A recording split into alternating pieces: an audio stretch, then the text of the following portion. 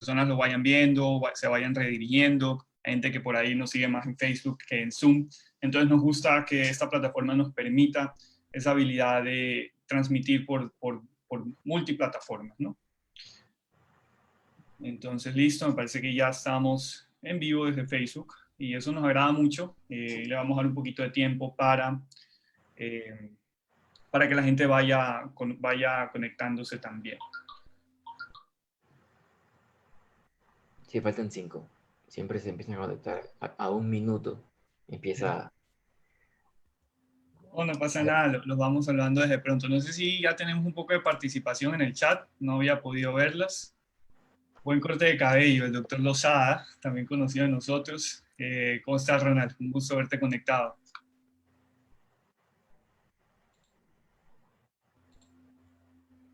Y les voy contando un poquito la historia, ya que tenemos tiempo, es de dónde salió un poco el tema de la charla.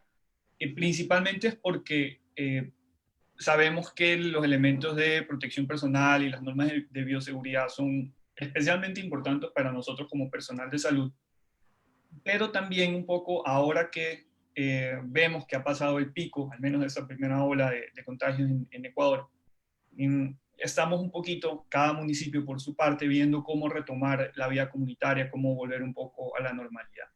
Entonces, spoiler, el doctor Jaime Soria, es Jaime Soria Viteri, una relación familiar, es mi primo, y con él siempre conversamos de este tema. Jaime tiene un emprendimiento ahí particular bastante interesante y siempre conversamos de esto. Jaime tiene un interés muy particular en medicina basada en evidencia y surgió la idea de hablar de este tema con todos ustedes. Sí. Otra cosa que también es importante saber es que la información va cambiando.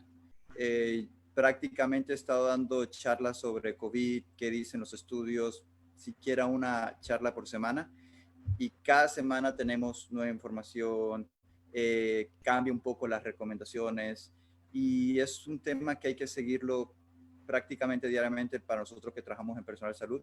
En este momento ser los más cuidadosos posibles, porque está demostrado que muchos virus se pueden transmitir dentro del área hospitalaria. O sea, podemos nosotros ser focos de infecciones y si no nos cuidamos, si no cuidamos a nuestros pacientes, podemos hacer que nuestra comunidad empeore.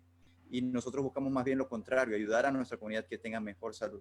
De ahí lo importante es saber todas estas recomendaciones y medidas de bioseguridad.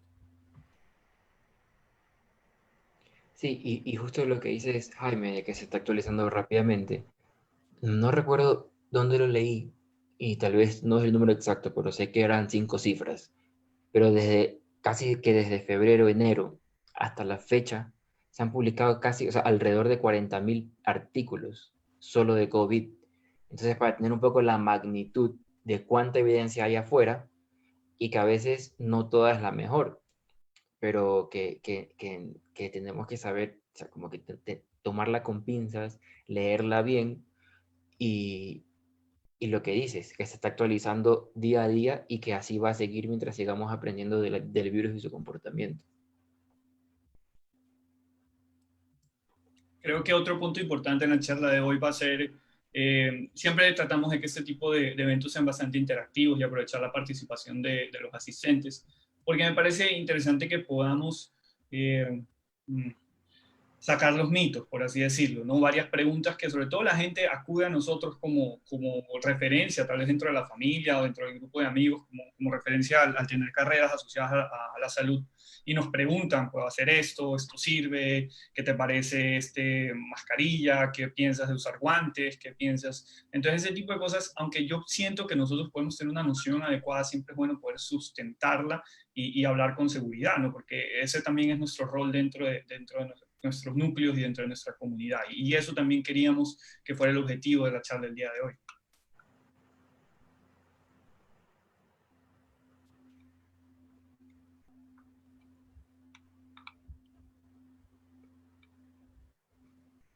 Por ejemplo, sobre cada uno de los temas que vamos a conversar, sobre el tema de mascarillas, sobre el tema de equipo de protección personal, guantes, batas, se puede hacer una charla de 1 hora solo sobre cada uno de estos temas para saber todas las características técnicas, recomendaciones y estudios que hay detrás de cada una de estas medidas. estaba revisando nomás lo de las mascarillas. Las mascarillas dentro del área de patentes, creo que tienen más de, creo que eran más de 300 o 500 patentes diferentes para cada una de sus características. Desde cambiar el tipo de liga, desde cambiar los tipos de material usado, desde el adhesivo a veces que se pone alrededor de la misma para que se pegue mejor. O sea, hay mucha información detrás de algo tan incluso tan sencillo o tan común para nosotros como es la mascarilla. Y es importante saber las características técnicas de cada una de ellas.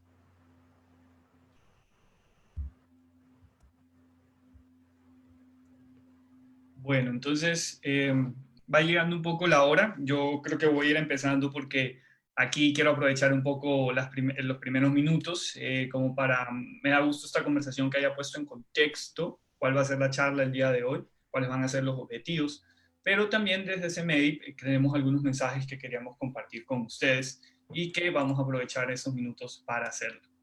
Entonces, en primer lugar, bienvenidos a todos los que están conectados en nuestra plataforma de Zoom y también quienes nos están viendo por Facebook.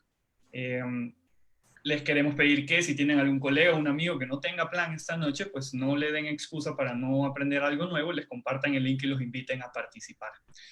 Como les había dicho, el chat es una herramienta importante. Queremos, y a los nuevos que se han conectado, pues les mandamos un saludo y también les pedimos que nos cuenten desde dónde están conectados y desde dónde nos están viendo. Para nosotros siempre es importante esta sensación de comunidad que se crea en este tipo de eventos. Para empezar, recordarles que CMEDI somos una comunidad médica que busca generar contenido educativo de calidad. Queremos conectar con los médicos que piensan que pueden llegar a ser una mejor versión y ofrecerle pues distintos tipos de recursos.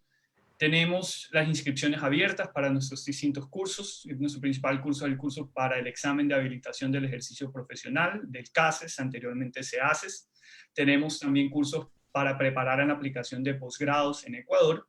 Tenemos también un diplomado, en este momento pues de modalidad semipresencial, por ahora en pausa, pero un diplomado con la Universidad Católica de Santiago de Guayaquil.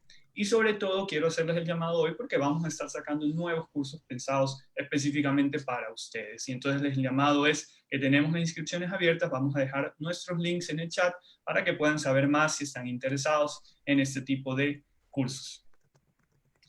Para empezar, los que nos están viendo por Zoom, quiero recalcar unas pequeñas cosas. Yo sé que Zoom ya, muchas veces todos ya estamos familiarizados.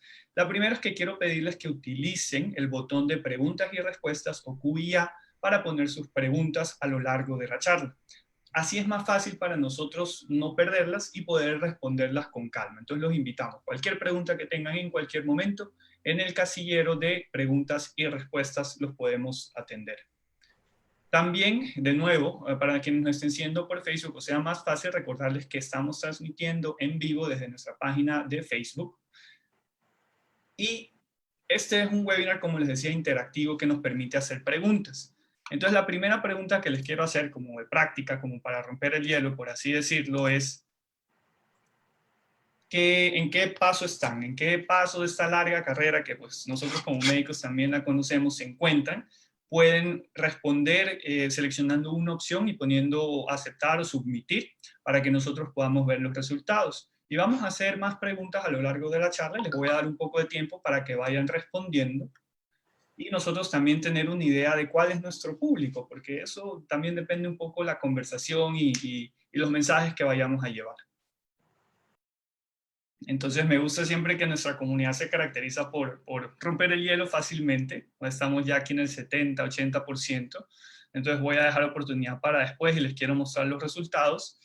Y tenemos casi un 20% estudiantes, internos la mitad, y luego un mix bastante interesante del resto de los pasos. Entonces nos gusta mucho saber que llegamos a personas en distintas etapas de su formación.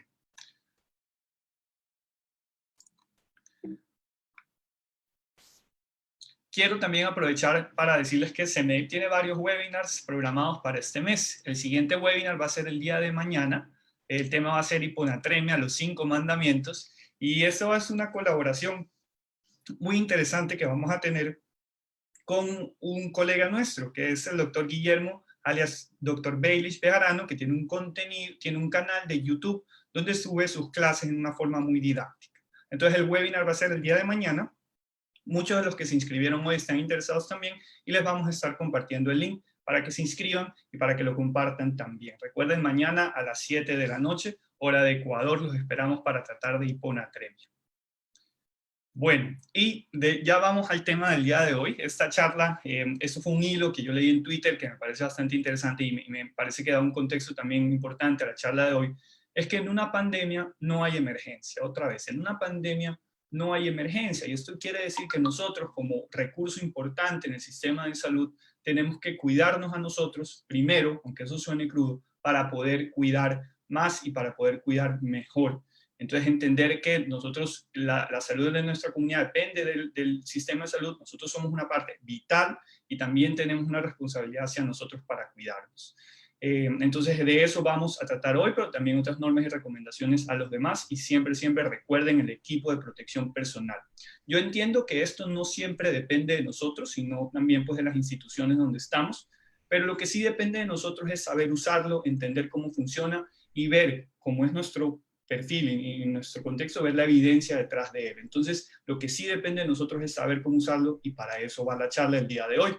Y para la charla del día de hoy, y ya voy presentando a nuestros invitados, tenemos nuestro expositor principal, el doctor Jaime Soria Viteri.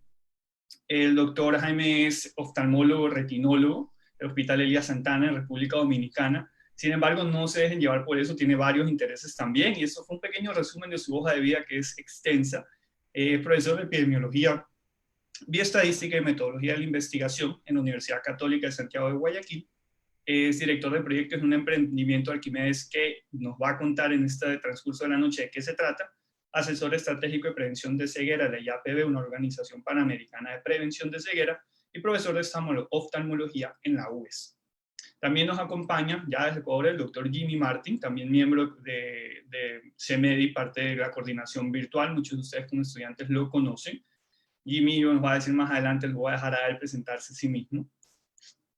Y diciendo esto, entonces, le cedo la palabra a mis invitados y voy descansando un poquito la voz y viendo que ya vamos teniendo bastante más polvo.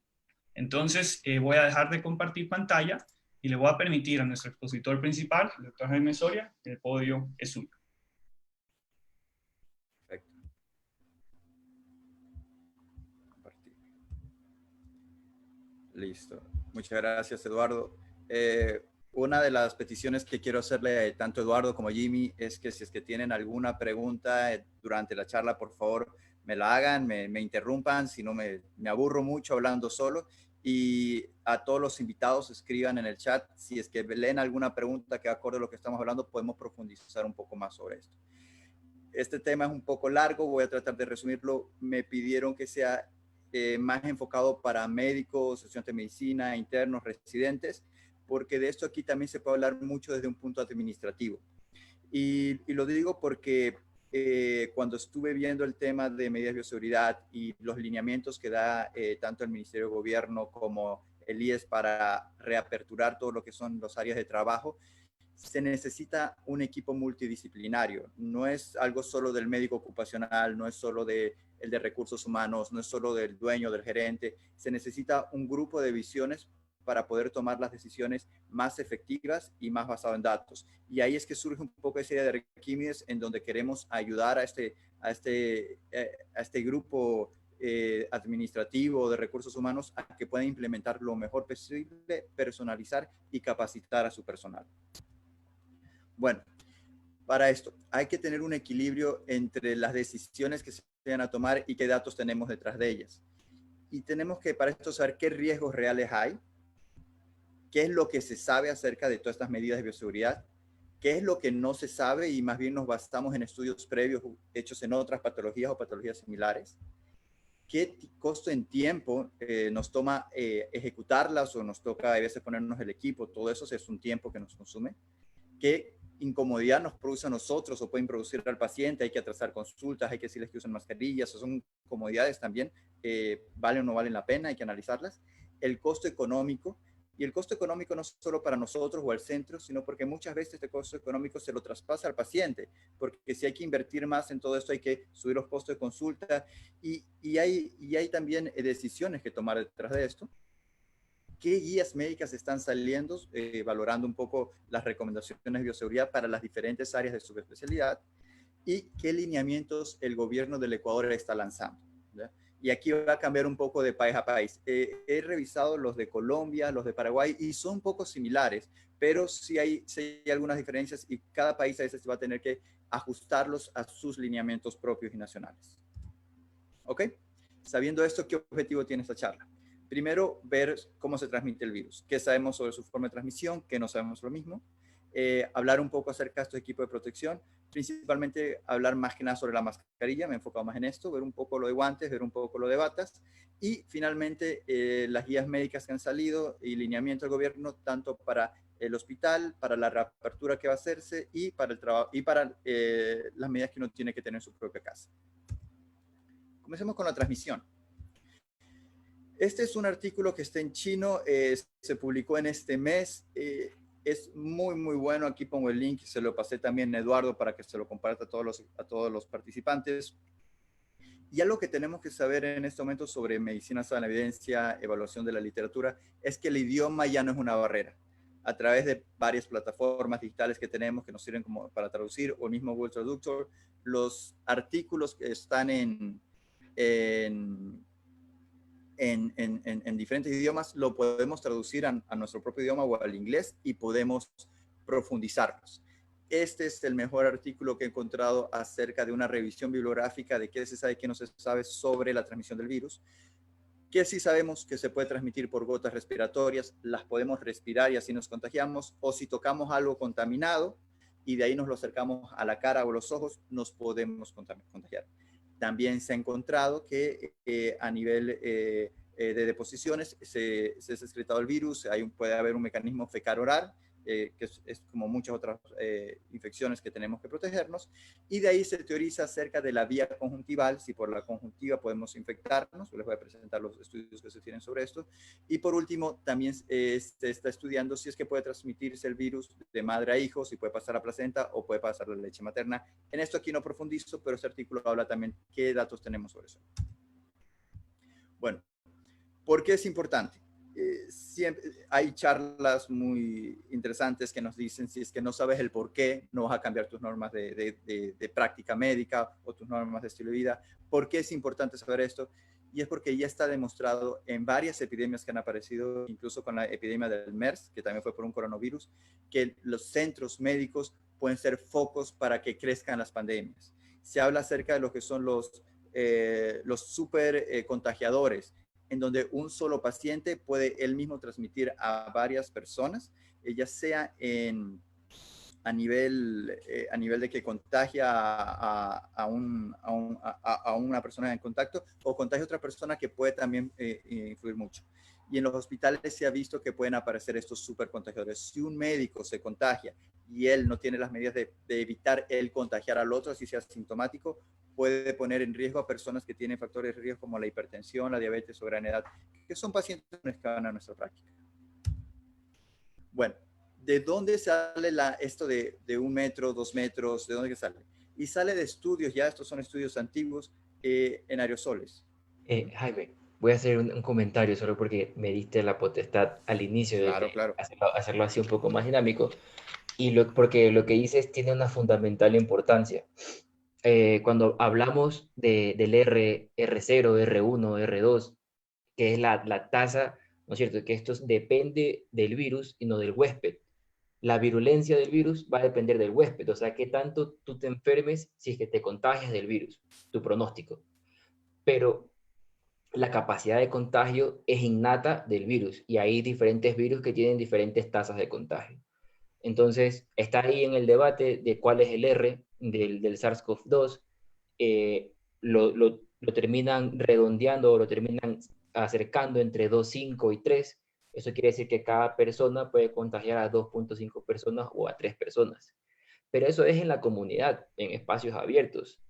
En un hospital, en donde se generan aerosoles por los diferentes procedimientos que se pueden llegar a realizar, una sola persona puede llegar a ser R11. Entonces, que una sola persona contagie hasta 11 es un problema. Y por eso es que es fundamental e importante poder llevar a cabo todas las medidas de protección dentro del hospital, porque es lo que tú dices, si una persona que esté asintomática, la institución no lo cuida, o por alguna razón él no se puede cuidar, hablando en el término de prevenir más infecciones o más contactos, una sola persona en un ambiente cerrado como el hospital puede llegar a ser hasta R11. Eso quería traer a colación.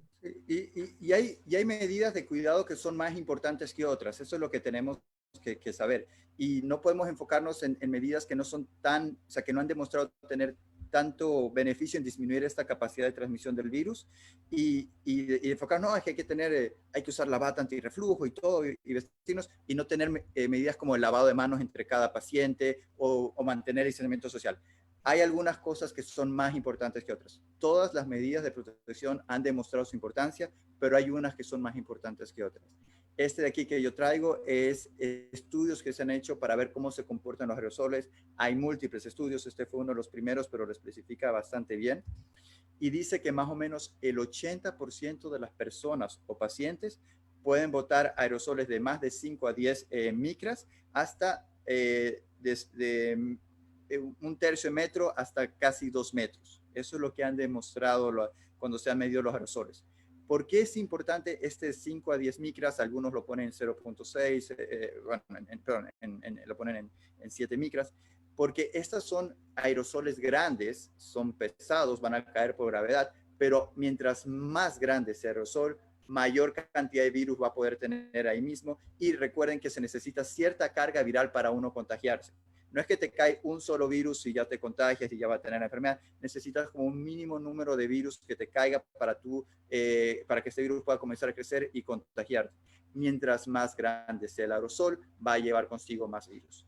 Y de ahí es que están los aerosoles más pequeños, que esos son los que pueden estar varias horas en el aire circulando, y en esos todavía no se ha logrado demostrar de que el virus puede estar. Puede ser que esté, como puede ser que no esté. Hasta que no podamos descartarlo, tenemos que cuidarnos por si acaso esté, y de ahí es que también tenemos ciertas medidas de bioseguridad, incluso para estos aerosoles más pequeños que pueden estar ciertas horas. Pero en el que sí se demostró que está en los grandes, que pueden estar a una distancia de 0.3 a 1.7 metros, y de ahí es que se ha puesto esta medida mínima de distanciamiento social. Lo otro, la higiene, se habla mucho de tener higiene respiratoria, de cuando toses y todo eso, y es interesante qué cantidad de aerosoles se va expulsando en cada una de estas. Sabemos que al toser tenemos muchos aerosoles pequeños que pueden irse a cierta distancia, se habla hasta de 2 metros que pueden irse, y respirar con la boca abierta también te genera que salgan estos aerosoles. Y de ahí la higiene respiratoria, en que no la tengas abierta, de que estés respirando por la nariz, y si es que vas a toser o estornudar, te cubras con el codo o uses un paño y lo elimines en ese momento. Respirar por la nariz y conversar sabe eliminar menor cantidad de aerosoles. Y ahí están los estudios que lo están hablando. No es que no se eliminan, también se eliminan, pero en menor medida. Lo siguiente. Ya vimos y sabemos más o menos que en los aerosoles el tamaño es importante, de ahí el distanciamiento social, y que diferentes actividades pueden botar aerosoles de diferente forma. Pero, ¿y si es que yo boto aerosoles y estos caen en una mesa y yo toco la mesa y de ahí me toco la nariz y los ojos? ¿Qué tanta evidencia tenemos? Específicamente estudios con el COVID no se han hecho, pero sí se han hecho con otros virus, como el rinovirus. Y este estudio es interesante, también bastante antiguo, y en donde a personas contagiadas con este virus se les pidió que respiraran o tosieran o tocaran objetos que ellos habían tocado con sus manos, vieron que en estos objetos estaba el virus, y de ahí pidieron a voluntarios sanos que los toquen estos objetos y de ahí se toquen la cara y ver si se contagiaban. Actualmente esto ya no es muy ético hacerlo, con el coronavirus no es ético hacerlo, dada su tasa de mortalidad, pero sí se ha demostrado de que por forma indirecta los virus pueden transmitirse a otras personas. Y de ahí es que tenemos que tener cuidado de no tocar superficies, y si las tocamos, lavarnos las manos o no tocarnos la cara, los ojos, la nariz o la boca. ¿Ya? Y sobre las secreciones conjuntivales, se ha teorizado si es que por la lágrima puede salir. Yo que soy oftalmólogo, es algo que me interesa mucho, ver si es que yo toco el ojo a un paciente, este paciente en su lágrima podría tener el virus. Y se han hecho ciertos estudios y se ha demostrado, no en todos, pero en algunos pacientes que han tenido signo de conjuntivitis o incluso que han salido positivos para el PCR, se ha encontrado el virus en el ojo, en el saco conjuntival. Sin embargo, todavía no se sabe si es que esta persona tosió, de ahí él se tocó el ojo y de ahí se le autoinoculó, o realmente es que se secreta por vía conjuntival. no se sabe, es probable que sí esté en el saco conjuntival, por eso si es que vas a tocar a nivel ocular, tienes que de ahí lavarte las manos y de preferencia hacerlo todo esto con guantes para evitar el riesgo que tú puedas contagiarte. Y la siguiente pregunta, nosotros nos podemos contagiar si es que una persona está hablando, o sea, no nos tocamos con las manos los ojos, porque ya sabemos que si tocamos los objetos nos podemos contagiar, pero si una persona está hablando y no tenemos el protector facial, si nos habla, ¿nos podemos contagiar a nivel ocular? Y la respuesta es, no estamos 100% seguros, pero sí hay lógica en pensar que nos podemos contagiar de esta forma, ¿ya? Porque hay ciertos receptores YK2 a nivel ocular, principalmente por lo posterior, pero sí se ha encontrado que pueden haber. Pero lo más importante es que por el conducto nasolagrimal, si es que cae el virus en la lágrima y en suficiente cantidad, puede ir hasta vía respiratoria superior y nos podemos contagiar. Hay algunos reportes de casos anecdóticos de personas que han tenido la protección con la N95 y han visto pacientes y después de eso han presentado síntomas. Entonces, no está 100% demostrado, pero sí tenemos bastante lógica pensar que es una forma en que podríamos contagiarnos. De allí lo importante es tener gafas protectoras o mascarillas, además, o protector facial, además de la mascarilla que se usa. Y estos son los artículos de donde se saca esta información o estas recomendaciones. ¿Ok? Doctor Soria, simplemente recordarle, cuando usted nos diga, estamos listos para lanzar preguntas. Tenemos una de transmisión, estoy a la espera. Si quieres pongamos ahorita la pregunta, vamos a ver qué es lo que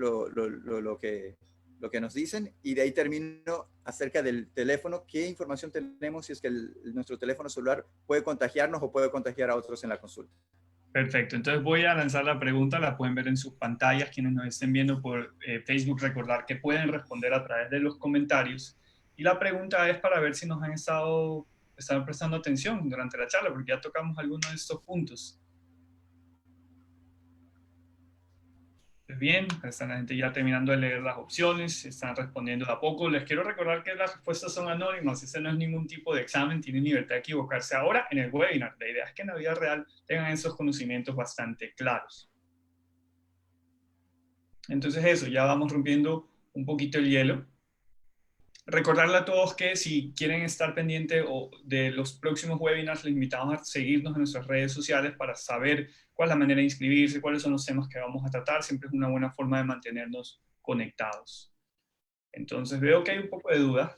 En esta pregunta, lo importante es saber cuál es la forma que tiene mayor riesgo. Todas estas formas tienen cierto tipo de riesgo, pero si tú tuvieras que escoger una de cuál es la que tiene más riesgo, de cuál es la que tienes que cuidarte más, ¿cuál sería de estas?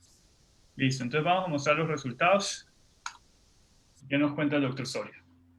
Ok, como hemos hablado, la principal forma de transmisión es por estos aerosoles, y aquí el tamaño es importante. Aerosoles más grandes, de más de 10 micras, que son los que caen a 1 o 2 metros de distancia, es donde más virus va a haber, y es de los que más tenemos que cuidarnos.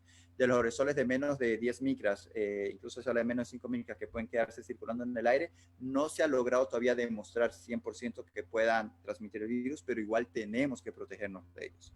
Y sobre tocar indirectamente objetos y todo eso, también depende de cierta carga viral, nos puede transmitir, pero en menor medida. O sea, el más riesgoso de todos son nuestros aerosoles de más de 10 micras, que son los que van de 1 a 2 metros de distancia cuando una persona respira, tose o habla con la boca, o respira con la boca abierta. ¿Ok? Y el siguiente, este es algo que también quise poner, que no se habla mucho, no lo ves mucho en las guías, pero esta fue por una duda personal mía, porque todos nosotros sabemos a veces tener el teléfono y nos saben escribir pacientes o tenemos que comunicarnos. ¿Qué tanto riesgo tiene? Bueno, se ha demostrado, es un artículo de revisión, se hizo principalmente en bacterias, pero se ha demostrado que más o menos del 10% a 100% de los teléfonos celulares, dependiendo del estudio que se cogía, podían tener presencia de bacterias cuando se les hacía hisopado y se hacía cultivo de las mismas. En otras palabras, si hay un riesgo real de que nuestro teléfono celular tenga virus o tenga bacterias. Y no solo el problema no está solo que las tenga, sino que aquí hay un efecto de de teléfono, cara, cara, teléfono, teléfono, mano, mano, tocamos otras cosas, mano, tocamos paciente, paciente, tocamos con nuestra mano, volvemos a tocar el teléfono, teléfono, volvemos a tocar cara. O sea, hay una gran conexión entre esto de aquí. O sea, no nos vamos a tocar la cara, pero sí tocamos el teléfono y el teléfono nos ponemos en la cara. Entonces es algo que hay que tener mucho cuidado. Y dan ciertas recomendaciones. Lo primero, no sacar el teléfono en zonas de alto riesgo. Ahorita una zona de alto riesgo sería todos los médicos que están viendo pacientes con COVID, no saquen su teléfono allí. La segunda es limpieza regular del teléfono. Y la tercera, higiene de manos. Si yo voy a coger el teléfono, antes de coger el teléfono tengo que lavarme las manos y después de haber cogido el teléfono es recomendable lavarse las manos. Y uno puede decir, bueno, sí, pero este estudio fue en bacterias, tal vez en virus no es tanto así porque los virus necesitan células para crecer y todo.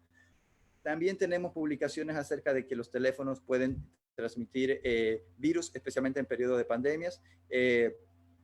Y la recomendación que dan también es el lavado de manos antes y la limpieza de los teléfonos.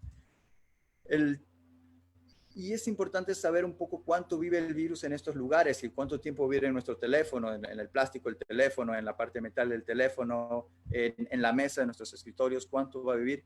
Y estos lo saqué de Cochrane, es la recomendación que dan. Pero hay que sacar estas medidas de tiempo con pinzas, porque estas medidas de tiempo es hechos en laboratorios, o sea, cogieron fluidos con virus y los rociaron a ciertos materiales y de ahí los tenían sin estar en exposición con nada y hacían pruebas de PCR y veían hasta cuánto podían encontrar ARN del virus dentro de esas pruebas. O sea, que se haya comportado así en laboratorios no quiere decir que así necesariamente se va a comportar en la vida real.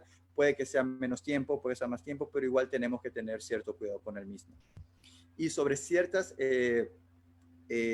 sustancias químicas que incluso son de uso doméstico que podemos nosotros usar para limpiar, el etanol, el alcohol al 70%, saber que por lo menos necesita unos 30 segundos para que este pueda matar a cualquier virus que pueda haber. No es simplemente echarlo 5 segundos y ya está, no, hay que dejar que esté su tiempo para que pueda matarlo. Y ahí pongo también algunas otras sustancias que pueden servir no solo para limpiarse tu teléfono, sino también para limpiarse tu consultorio, y se recomienda que se haga esto después de cada paciente. Tienes un paciente que ves, tienes que limpiar el escritorio, tienes que limpiar la silla donde él estuvo, y estas son las sustancias con las que te recomiendan que puedes usar y que pueden demostrar que matan al virus.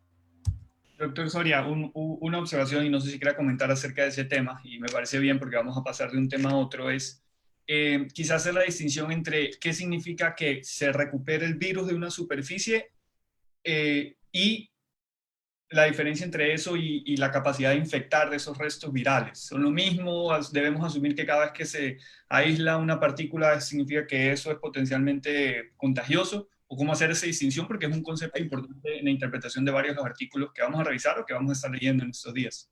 Exactamente. Hay dos formas de hacer estos estudios. Uno es con la técnica de PCR, que la técnica de PCR lo que te busca es ARN viral y te ves que se encuentra. Usualmente te da resultado a los 4 o 5 horas. La otra forma es hacer hisopado y hacer cultivos celulares y ver si es que dentro de estas células crece. La diferencia entre uno y el otro es que en el primero te dice que está el ARN. El ARN puede ser que el virus haya muerto y esté todavía presente, pero asumimos de que si es que hay ARN puede ser que contagie, pero no necesariamente. En cambio, si hay crecimiento celular, ahí sí sabemos que es un virus que está vivo y que puede infectarte. Entonces, esas son como que las diferencias que se han venido dando. Pero por ahora, si vemos que creció PCR, tenemos que asumir que podría ser que contagie, pero no es necesariamente que sea así. Gracias. Esa era simplemente la aclaración. Nos suponemos que es contagioso de manera prudente, pero hay una diferencia entre que se aísle la partícula de ARN y que eso constituya como tal un virus completamente funcional y contagioso o infectante, ¿no? Pero por prudencia asumimos que sí. Exactamente, o sea, no sabemos así 100% seguros cuál es la realidad, pero la pregunta que cada uno se tiene que hacer es hacia qué lado preferirías equivocarte. Equivocarte en ser extra seguro y mejor, ser ahorita mucho más cuidadoso y después sale un nuevo estudio y dicen, no debe haber sido tan cuidadoso y ya puedo comenzar a aflojar. O ser un poco más light, no ser tan cuidadoso y después que hayan personas que puedan contagiarse. De ahí vienen que las medidas de bioseguridad que ahorita se tomen tienen que ser lo más estrictas posibles y tal vez, y espero que con el tiempo podamos ir aflojándolas con nuevos datos. Pero en este momento, por lo menos mi opinión personal, es ser lo más cuidadoso posible.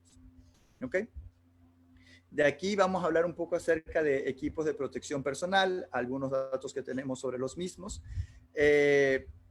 con el que quiero profundizar más el día de hoy, y aún así no vamos a profundizar tanto como podría hacerse, es acerca del uso de la mascarilla. Me pareció interesante hablar que cuando comenzó a aparecer estas mascarillas fue más o menos en 1910, en una plaga de neumonía que hubo, que tenía una mortalidad del 99.9%. Y este fue el doctor Lei Wu, Maloquí me parece que era, o sea, de ascendencia china, y él lo que hizo fue cuando fue a ver estos pacientes, él se ponía una capa de gasas, algodones y gasas, y con eso se mantenía, o sea, podría ser una mascarilla muy rudimentaria, y los médicos que fueron a esos pacientes, la tasa de mortalidad fue menor. Recuerden que antes era 99.9. Y habían personas que no creían en esto, o sea, doctores que no creían en esto, incluso había un doctor francés famoso en esa época, que los iba a ver sin esta mascarilla y a los 2 días de ir a verlos falleció.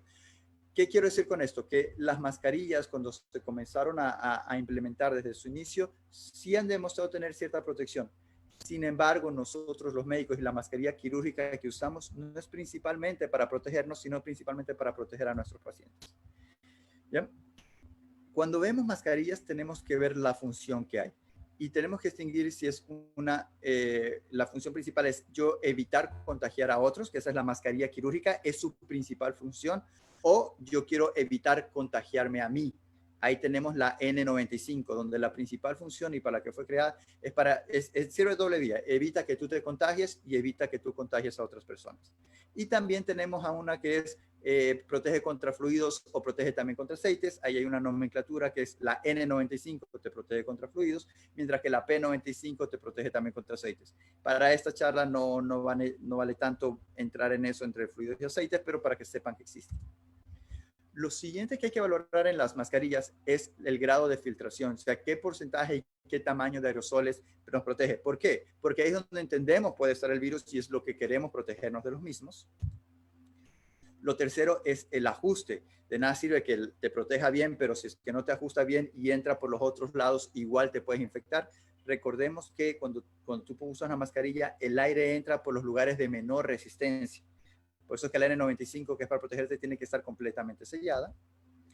La ventilación. Para todos los que no usan la N95 saben que después de algún tiempo sientes que no puedes respirar tan bien. Entonces es importante también saber qué grado de ventilación o oxigenación, qué tan cómodo te vas a sentir usándola. Y por último, la portabilidad. ¿Qué tanto se queda ahí pegado en tu cara? Por ejemplo, si tú usas una mascarilla y no tiene el fierrito, no solo que te permite que se entre aire, sino que además se te mueve, tú hablas y se te va desplazando y tienes que tocarla y ahí puedes contaminarte. Entonces, son las 5 facetas que usualmente tú tienes que valorar en una mascarilla que vayas a comprar o que vayas a usar. Pero la que vamos ahora a analizar un poco más por el tema de bioseguridad es el de filtración, el segundo, que tanto nos protege de aerosoles. Tenemos que diferenciar entre mascarillas y respiradores. Las mascarillas son estas mascarillas quirúrgicas que son holgadas, no están 100% pegadas, no tienes que hacer la prueba de ajuste, mientras que los respiradores vienen a ser, es la N95, también hay una N99, que depende de qué tantos aerosoles te filtra, y estos sí tienen que ser ajustados, sí tienen que estar bien pegados, y es la que va a proteger en doble filtro. Algunos de estos respiradores saben tener una válvula. La ventaja de esta válvula es que te permite respirar mejor. No sientes que te sofocas tanto, especialmente si tienes que hacer uso prolongado de la misma. La desventaja que tiene esta válvula es que si tú estás contagiado, por esta válvula pueden salir los aerosoles. Entonces te proteges solo de una vía. Y eso es lo que hay que saber. Ok, ¿cómo sabemos si qué tanto va a proteger contra los aerosoles de estas mascarillas? Tenemos lo que se llama el factor de protección. Y tú lo que haces es midas la cantidad de aerosoles que tienes por afuera y midas la cantidad de aerosoles que tienes por adentro. Este grado este factor de protección se lo mide en condiciones de laboratorio. Es imposible saber en el mundo real tú qué tanto te va a proteger si es que no tienes el correcto uso, si es que las usas más veces de lo recomendado, todo eso. Aquí yo voy a decir lo que los estudios han demostrado en experimentos hechos en laboratorio y con todas las formas correctas de usar la mascarilla. Sabemos que tenemos 3 tipos de mascarillas: la de tela, la quirúrgica, y la FFP2 es similar a la N95, viene a ser la análoga. ¿Ya? Tenemos cómo se comporta en adultos y en niños, y cómo te comportas cuando no haces actividades o cuando estás moviendo la cabeza o cuando estás hablando. Lo primero que tenemos que ver es que estos diferentes tipos de mascarillas, ya sea la tela, la quirúrgica, o la N95, en condiciones de laboratorios, te van a proteger de igual manera en diferentes actividades. Sin embargo, entre las tres, obviamente hay diferencia en la cantidad de aerosoles que puede protegerte. A mayor número, es mayor la cantidad de aerosoles que puede protegerte. Y también se ha hecho, midiendo más o menos en 3 o 4 horas, cómo se ha comportado al inicio y al final de estas 3 o 4 horas, y se ha visto que la quirúrgica, la 95, te protege de forma similar a lo largo de este periodo de tiempo, pero entre ellas hay una gran diferencia. Y uno dice, bueno, pero este número de partículas, ¿qué tanto significa? ¿Qué tanto me va a proteger? Bueno, vamos a cambiarlo un poco a porcentaje. ¿Qué porcentaje de aerosoles te protege? La de tela permite que pase el 33% de los aerosoles a través de la mascarilla, o sea, sí permite que pasen, ¿ya? Eso quiere decir que podemos decir que cuando tú la usas del medio ambiente, disminuye la cantidad de aerosoles más o menos 73%. Recordemos que estas son mascarillas que se pegan completamente. Si tú usas una tela que no filtra bien, o sea, que no está completamente sellada, igual se te va a meter. La quirúrgica permite que pase un 25% de aerosoles y la N95 un 1% de aerosoles. Por lo tanto, o sea, todas protegen, pero indudablemente la que más te protege es la N95. Y si tú haces una persona que va a estar viendo pacientes con COVID, en donde va a estar horas de horas con ellos, tú quieres el mayor grado de protección y es donde más lo vas a necesitar. Nunca vas a estar 100% protegido, pero es donde más te va a proteger. Mientras que la disminución de que tú tienes de contagiar a otros, la de tela disminuye solo un 10% la cantidad de partículas aerosoles que tú botas, o sea, sigue botando un 90%. La quirúrgica bota más o menos, te protege, quita la mitad de aerosoles que tú botas, sigue botando, pero la mitad. Y la N95 disminuye un 30%, o sea, protege un 70% de aerosoles que tú puedas botar. ¿Qué es lo que quiero decir con esto? Que obviamente usar la de tela bien usada y con todas las medidas y con todas las normas que tienen que usarse va a disminuir un poco que tú puedas contagiar a otra persona, pero es un 10% de aerosoles. No es que si ya la tienes ya puedes romper esta medida de cercanía de 1 a 2 metros, o sea, igual te podrías contagiar si la tienes. Y la quirúrgica es la que más o sea, te va a servir mucho más que la de tela para evitar tú contagiar a otra persona. Y no lo lleva a cero, disminuye la cantidad de aerosoles un 50%. Y la N95 obviamente es la que más protege. Vamos a conocer un poco más acerca de estas mascarillas quirúrgicas. Las mascarillas quirúrgicas tienen 3 capas.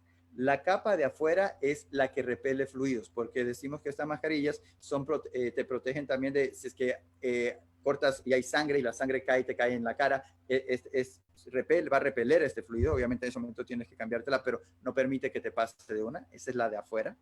La del medio es la que es el melt blow. Y aquí tú puedes ver cómo son fibras entrelazadas. Y es estas fibras entrelazadas la que va a impedir realmente que los aerosoles pasen. Y la tercera es una capa absorbente. Como tú la vas a tener bastantes, posiblemente horas usándolo o entre paciente y paciente, si tú hablas, si tú toses, no quieres que ese líquido se quede allí y te esté molestando. Entonces, esta capa absorbente va a absorber cierto porcentaje de esta saliva que tú botas para que no te esté molestando. Y es importante saber esto porque tú dices, ok, si la mascarilla está hecha para que yo no contagie a otras personas, me la pongo al revés y de ahí yo debería evitar que otras personas me contagien a mí, ¿no? No funciona así. No es que si te la pones al revés evitas que esto, porque la capa afuera es absorbente, entonces los aerosoles van a quedar y vas a tener ahí. O sea, no funciona así. No fue así diseñada la mascarilla. La mascarilla fue diseñada para tú disminuir el riesgo que tú puedas botar aerosoles y ya. Y la mejor forma es el filtro para fluidos en la parte de afuera y el absorbente para adentro. No sirve para nada más. O sea, si que te la pones al revés, te funciona menos todavía. ¿Okay? Eso es un dato importante que tenemos que saber. Lo siguiente, diferentes marcas de mascarilla quirúrgica. O sea, el que más protege para tú contagiarte aerosoles es la capa del medio, este MedFlow. Y en diferentes marcas es diferente grosor. Y hacer de diferente grosor va a proteger más o menos. De ahí lo importante de comprar mascarillas de buena calidad y a veces no comprarlas en cualquier lugar, porque si compras en cualquier lugar tal vez no vas a tener una que realmente te vaya a proteger. ¿Ya? Y bueno, ¿qué estudios tenemos acerca de que estas mascarillas quirúrgicas funcionan o que te funcionan más que no usar nada? No tenemos estudios en comunidad acerca del COVID. Tenemos ciertos estudios en hospitales hechos con infecciones de la influenza. Y en infecciones de la influenza, este fue un estudio randomizado de 2.800 personas, no encontraron diferencias estadísticamente significativas dentro del personal de salud que se contagiaba usando la N95 o la mascarilla quirúrgica. Esto no es COVID, esto es un virus de influenza. Saben tener un mecanismo de transmisión similar y saben tener un tamaño similar, pero no es el mismo virus, así que no podemos 100% decir que se va a comportar igual. Y en estudios hechos en comunidad de síntomas similares a la influenza, pero que no puedes saberlo, las personas que se contagiaron de las mismas, que no usaban mascarillas, que vivían en la misma casa con personas que tenían estos síntomas similares, vieron que tuvieron mayor porcentaje de infección.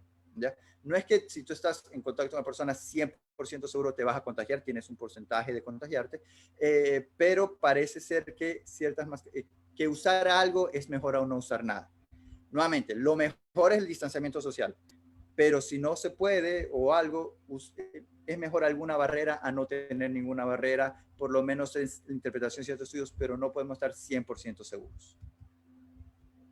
Y de allí, en la epidemia que hubo con el SARS-CoV-1, podemos decir, o sea, estos virus, ¿qué pasaba si tú usabas una doble mascarilla?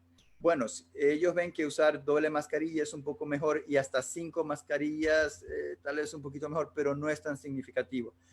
Podemos decir que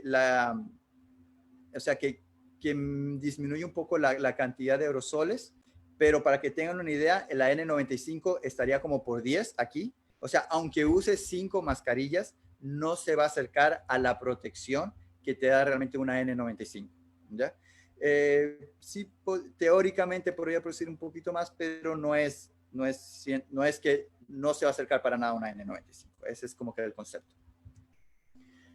Algo sobre la N95 que lo encontré preparando esta charla, me pareció curioso. El diseño original salió de los brasieres, o sea, la forma del brasier de ahí sacaron para hacer la N95. Me parece un dato anecdótico, pero interesante.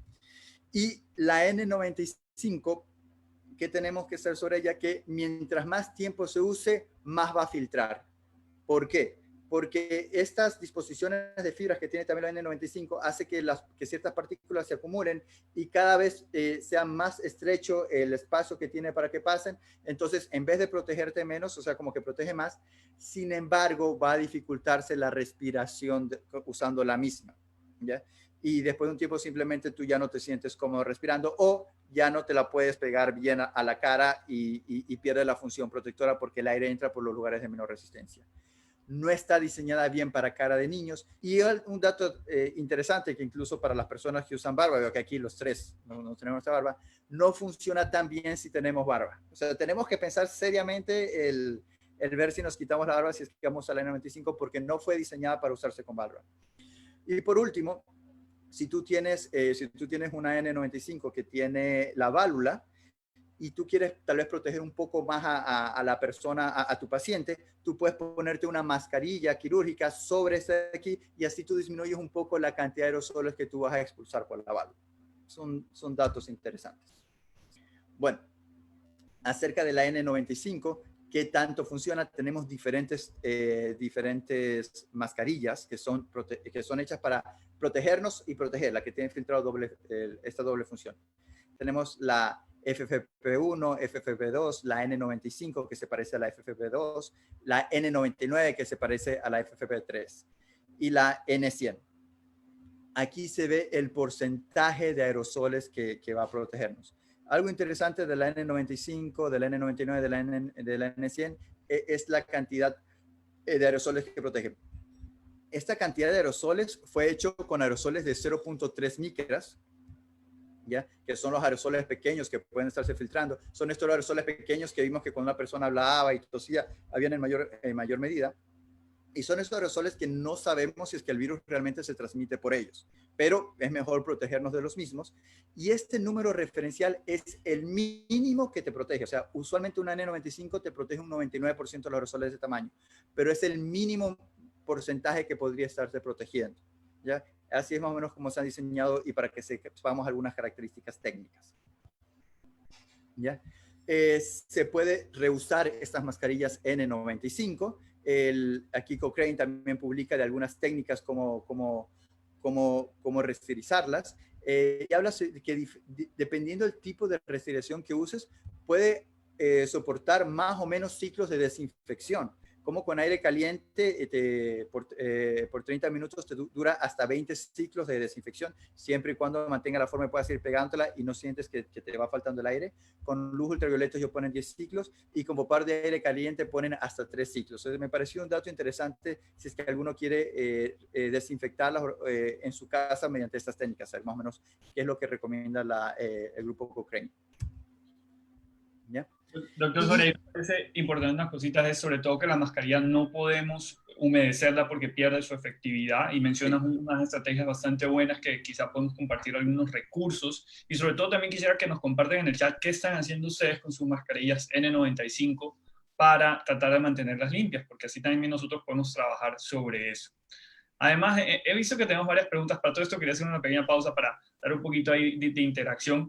Te voy a hacer unas preguntas cortas, a ver si las podemos ir respondiendo rápido. Acerca de las mascarillas de tela, ¿para qué sirven específicamente y qué mantenimiento se les da? ¿Se las lava? ¿Cada cuánto tiempo? Bueno, la mascarilla de tela, la Organización Mundial de la Salud dice que no hay que usarse. Eso dice la Organización Mundial de la Salud. ¿Por qué dice?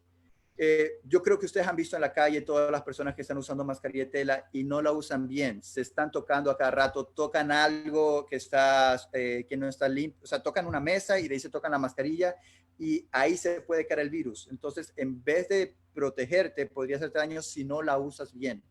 Una mascarilla bien usada de tela un poco te va a proteger, no mucho, pero un poco. Pero mal usada te da una falsa sensación de seguridad y más bien se piensa que puede infectarte más. Como no se tiene estudios hechos en comunidad, no podemos asegurar que las personas lo vayan a hacer bien y en vez de protegerlos, podrían ellos contagiarse más.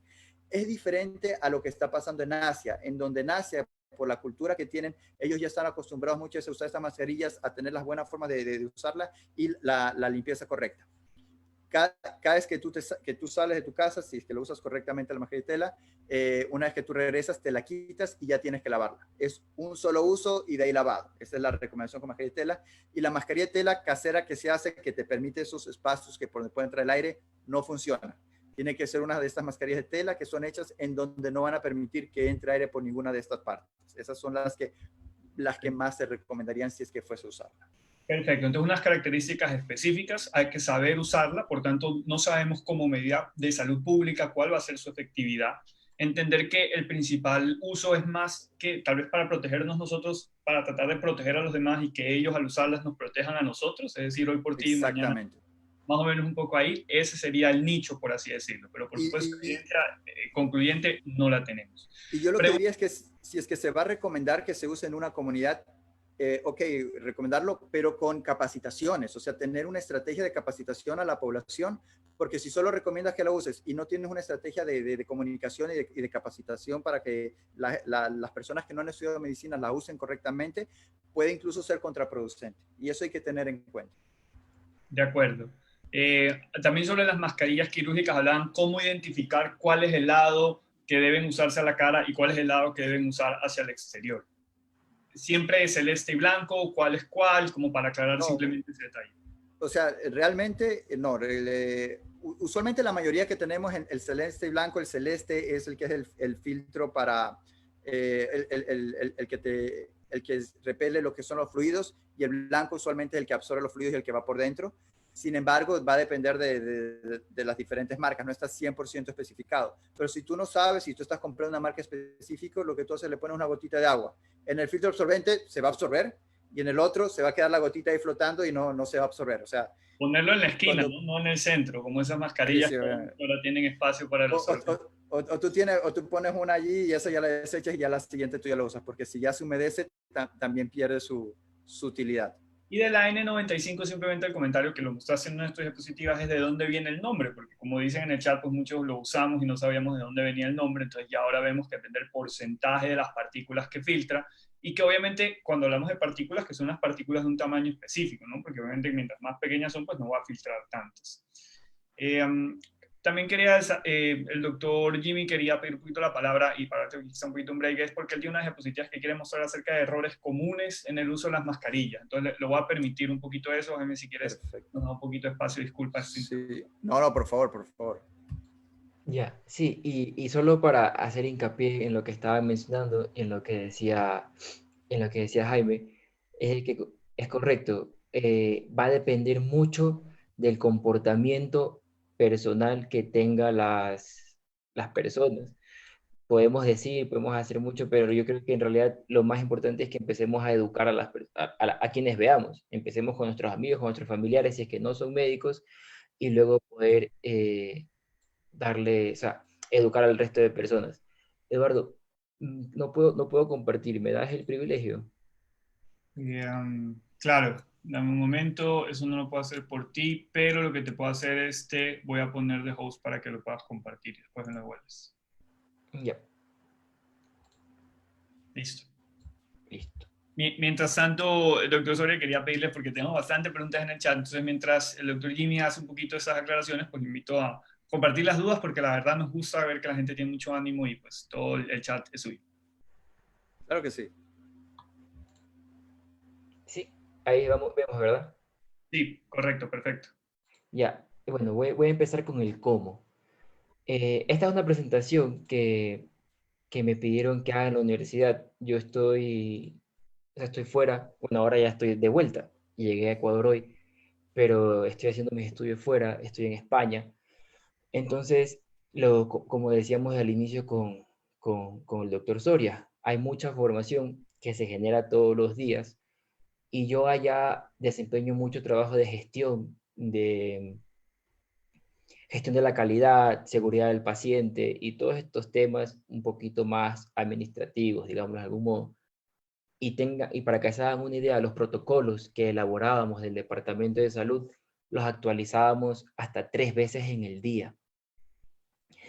Entonces era bastante agotador en realidad, porque te llegaban nuevas recomendaciones o te llegaban nuevas pautas desde el ministerio o desde la evidencia, casi que 2 veces al día. Y tú decías cómo mantienes actualizado no solamente a todo el personal de salud, sino a toda la comunidad, que luego es en realidad en donde tú vas a ver las medidas de control, porque el sistema de salud, y entiéndase ahora, los hospitales y el primer nivel pueden estar funcionando de maravilla, pero si la comunidad, si todos los demás no se empoderan y no se están enterando, no están conociendo de cerca este tema, todo lo que hagamos puede llegar a resultar, o sea, puede llegar a resultar más inefectivo.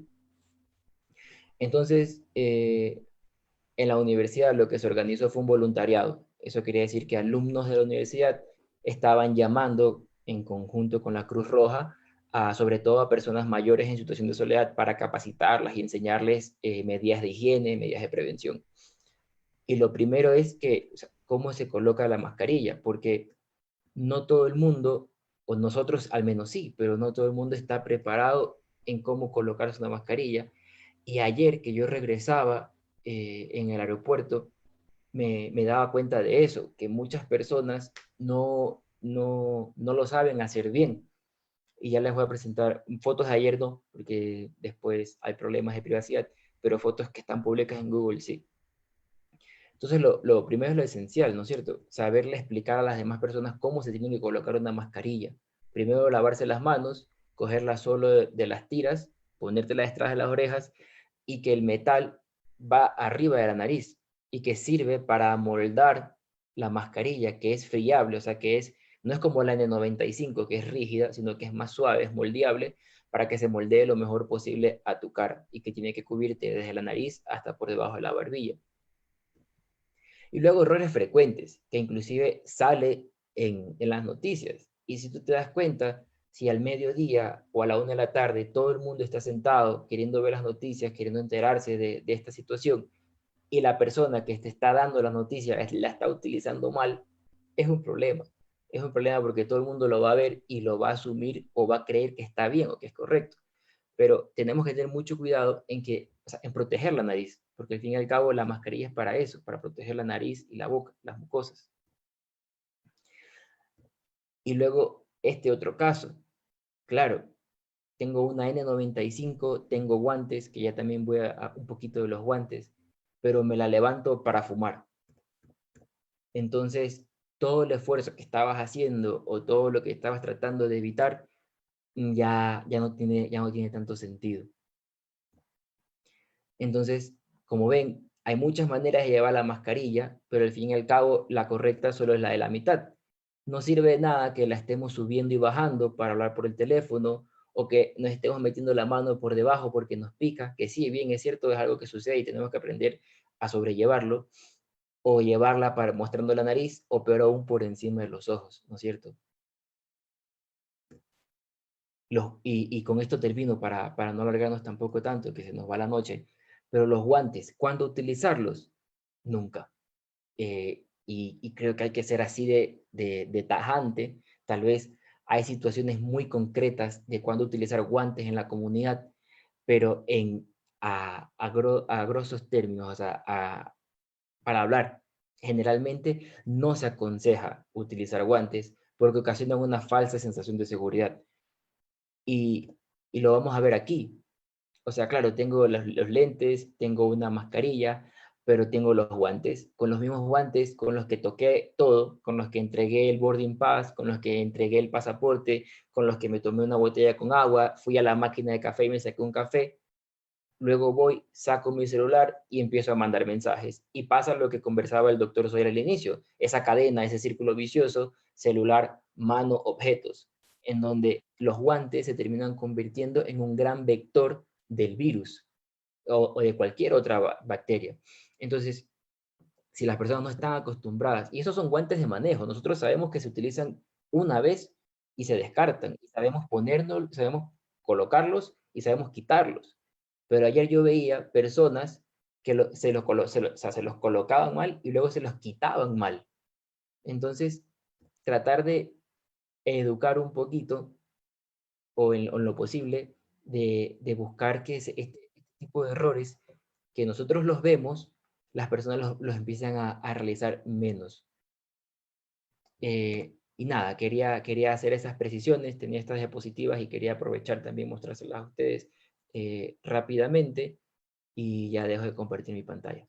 Perfecto, y muchas gracias. Pienso que esas indicaciones no están de más. El doctor Jaime me pidió a ver si hacíamos unas rondas de preguntas. Entonces voy a ver un poco de leer algunas. Como saben, tenemos que avanzar con la charla, pero quiero aprovechar este momento. Entonces, nos preguntan acerca de mascarilla quirúrgica. ¿Se puede rociar con alcohol y luego conseguir una mascarilla al día siguiente como para alargarle la vida útil? La recomendación es que es un solo uso. Esa es la recomendación técnica y no he leído ni siquiera técnicas para desinfectar una mascarilla quirúrgica e incluso lo que te dicen es una mascarilla por paciente si es que es un paciente que sospechas que pueda tener COVID. O sea, así te lo pone. Muchas veces en nuestra práctica lo que nosotros hacemos es, principalmente tenemos una mascarilla para todo el día, una mascarilla quirúrgica, pero si no estamos viendo pacientes con COVID o incluso también personas que están trabajando en oficinas usan esa mascarilla en todo el día. Pero es single use, va y la eliminas. ¿Tiempo de vida útil de una mascarilla quirúrgica? La mayoría de los textos que he leído hablan de 8 horas. Yo también. Pero ahorita con lo que está pasando, posiblemente en los estudios se encuentren que sea más horas o no menos horas. Sí. Y lo otro también depende del fabricante, porque diferentes, como vimos, el grosor es diferente, algunas características diferentes, y puede ser que algunas marcas duren más que otras. No sé si en algún momento salgan marcas que digan incluso que puedes esterilizarlas con alcohol, pero no he leído sobre eso. Sí, y ahí un ratito, Eduardo, incluso haciendo hincapié en eso de ahí, a medida de la escasez mundial que existe de medidas de protección, o bueno, que existió, creo que ahora estamos empezando a tener mayor stock a nivel mundial. O sea, ojo, es a nivel mundial. Si bien es cierto, tal vez aquí en Ecuador hizo falta más o hizo falta menos, quiero, o sea, que sepan que en otros países de primer mundo, digámoslo de algún modo, tampoco había material de protección.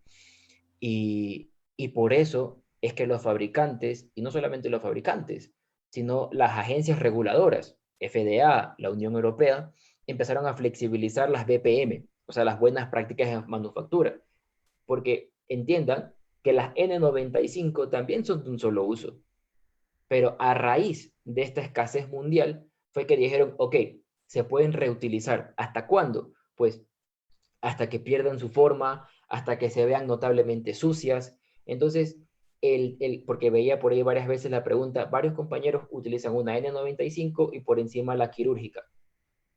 No es que va a otorgar mayor protección, si me equivoco, corrígeme Jaime, pero en realidad lo que tratan de hacer es prolongar la vida útil de la N95. Porque la N95, una pregunta difícil, y les digo ahora, difícil de responder, que tal vez no la tengamos ahora, porque no hay estudios en comunidad o no hay estudios lo suficientemente fuertes, es hasta cuándo yo reutilizo la N95. Entonces, y los fabricantes dicen, ok, reutilízala hasta que pierda su forma. ¿Cuándo puede perder su forma? Pues si la utilizo 24 horas durante 2 días, en 2 días. O utilízala hasta que se vea notablemente sucia. Pues Que es hasta que esté... notablemente, es muy subjetivo, exacto. Sí, Hay algo que yo quiero decir, que es, lo más importante no es la mascarilla N95, lo más importante es el distanciamiento social. Por ejemplo, mis consultas, ahorita estoy yo en un extremo, el paciente en otro, el familiar lo tengo esperando afuera, a menos de que realmente tenga que entrar con él. Tratamos de hablar lo menos posible, estamos haciendo bastante lo que es telemedicina, y cuando lo voy a examinar y me voy a acercar porque tengo que examinar, le digo, ahorita no vaya a hablar, por favor. O sea, este es el momento en donde ninguno de los dos vamos a hablar, lo examino, termino y de ahí me lavo las manos. ¿Qué es lo que quiero decir con esto? Sí, la N95 nos va a proteger, pero lo otro es más importante, o sea, porque aerosoles más grandes que están más cercanos son los que van a tener realmente más virus. ¿Ya? Y hay mucha gente a veces que tiene esas mascarillas y se quedan mucho tiempo con pacientes o en zonas que hay mucha gente. No, no, no. Trata de aislarte de todas esas áreas. O sea, la N95 no es 100% efectiva, es 95% disminuir la cantidad de aerosoles. Listo. Y una última pregunta acerca de mascarillas, y para terminar, porque podemos hablar de las mascarillas toda la noche, es las mascarillas con respiradores, las tipo 3M, como el fumigador que tienen los filtros acá, que tienen protección media cara, ¿están bien? ¿Esos filtros se cambian? ¿Nos dan protección? O sea, de lo que yo tengo entendido, estas sí funcionan. También vi una que decía acerca de mascarillas industriales. Estas muchas veces son llamadas las mascarillas industriales porque se usaban principalmente en la industria, que tú manejabas cosas tóxicas que tú no querías es respirar esos gases. Y ahora, por lo del COVID, es que de la industria han pasado al área hospitalaria. La diferencia a veces también es si es que es N o P. P porque a veces necesitas en la industria protegerlo también contra aceites. Ahí están un poco las diferentes técnicas, pero sí funcionan. Cada una de ellas te dice cada cuánto tienes que cambiar los filtros. Eso no me lo sé, les soy honesto en esa parte. Pero lo otro también que he estado leyendo es que cuando tú sabes estas media mascarillas o mascarillas completas son incómodas para hablar con el paciente. Y en nuestro trabajo tenemos que hablar bastante con lo del paciente. Entonces hay algunos reportes de que en la práctica son poco funcionales e incluso hay médicos que la usan y cuando tienen ya que hablar con el paciente se la quitan para hablar y pierden toda la utilidad que pueden tener. O sea, esto es lo que pasa en el mundo real. Yo diría también que esas tienen un arnés bastante más grande, que también implica que es más difícil quitarlo y eso es más manipulación. Entonces hay que tener en cuenta que lo que tengamos que usar tiene que ser algo que va a quedar ahí y que sepamos bien cómo mantenerlo. Entonces, mucha gente pregunta o piensa que cuál es el equipo de protección mágico que nos va a proteger contra todo y la verdad es que, como muy bien dice el doctor Soria, no hay uno solo. La N95 es efectiva, ¿para qué? Para filtrar partículas cuando recién se usa en un solo uso. Pero como lo estamos haciendo ahora puede variar mucho y lo que hay que entender es que hay que tomar todas las medidas para que en conjunto sumen y nos den la mayor cantidad de protección posible.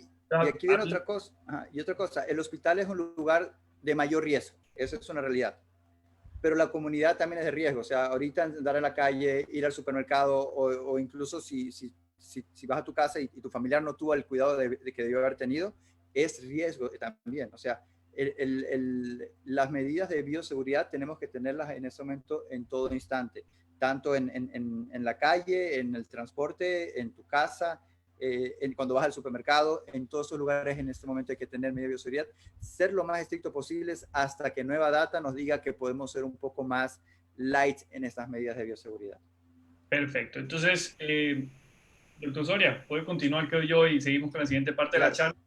Jimmy, tenemos por ahí una pregunta que me parece que podemos hacer mientras hacemos una transición a compartir pantallas. Y listo, Jaime, si querías decir algo más, podemos aprovechar. Cuando quieras, Sí. pues volver a compartir. Poner la pregunta, la siguiente pregunta, creo que ahorita podríamos comentar un poco de ella. Jimmy, ¿la tienes tú? ¿La puedes subir, por favor? Ah, perdón, es que me volé. La siguiente No, pregunta. nos pasa, gracias. Hay muchas preguntas, estoy contento por eso, pero también Sí, sepan que estaba justo podemos leyendo la tratar tuya y no la estaba escuchando. tratarlas genéricamente, ¿no? Bueno, ahora voy a lanzar la pregunta y ya está. Ya debe aparecerles en sus pantallas para que por favor la vayan respondiendo. Y luego de Perfecto. la pregunta te devuelvo el poder, Eduardo. Gracias, ahí lo estamos viendo bien. Voy a hacer que la vayan llenando, perdón, con el micrófono.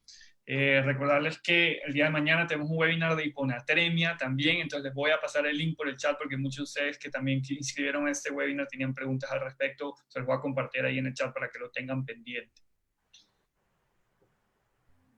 Esta pregunta aquí me parece importante, incluso vamos ahora a profundizar un poco más, pero me gustaría ver si es que las personas se atreven a decir cuáles creen que son las medidas que menos nos protegen. Todas estas protegen, esto es de antemano, pero hay ciertas medidas que son más importantes y otras que van a ser menos importantes. Es opción múltiple. Si tú tuvieras que decir cuáles te parecen las menos importantes de este listado que hay aquí, ¿cuáles tú dirías? O sea, obviamente todas tenemos que usarlas, pero ¿cuáles son las que son más y cuáles son las que no son tan importantes como otras? Bien, recordarles también que a quienes nos estén viendo por Facebook pueden participar en los comentarios y vamos a tratar de pasar las preguntas también que tengan aquí al área de Zoom. Jimmy, listo cuando... Quise ponerlo también como menos importante porque si ponía como más importante, todo el mundo decía, no, para mí todas son importantes y van a llenar todas. Pero no es para que no las usen, sino como para que sepan cuáles son las que tienen que usar más. O sea, las que no señales son las que tú tienes que estar muchísimo más atento. Estoy compartiendo resultados. Perfecto, perfecto. Por allí va. Estas son medidas para nosotros protegernos. No estamos hablando acerca de cómo nosotros protegemos a los pacientes, de cómo nosotros nos protegemos a nosotros mismos. Obviamente el distanciamiento social es la más importante de todas y de allí viene a ser lo que son las mascarillas y lo que viene a ser las gafas protectoras. Y el lavado de manos es indispensable también. Diría entre la distancia social y lavado de manos son las dos más importantes.